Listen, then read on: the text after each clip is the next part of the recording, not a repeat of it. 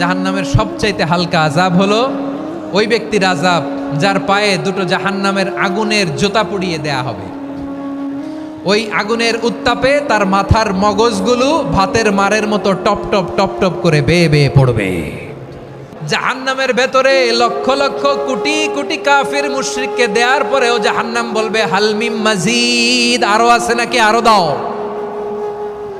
কোটি কোটি কাফেরের দল, মুশরিকের দল, সীমা লঙ্ঘনকারী দল, তাদেরকে যখন জাহান্নামে ফেলা হবে, বড় বড় পাথর খণ্ড জাহান্নামে ফেলা হবে, তারপরও জাহান্নাম বলবে হালমিম মাজিদ, আরো আছে নাকি, দাও, আরো দাও, আরো দাও।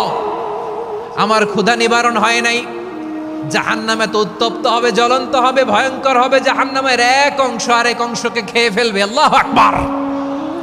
ফেরেশতারাও টালমাটাল হয়ে যাবে। জাহান্নামের রক্ষী ফেরেশতারা কি করবে? তারা নিজেরাও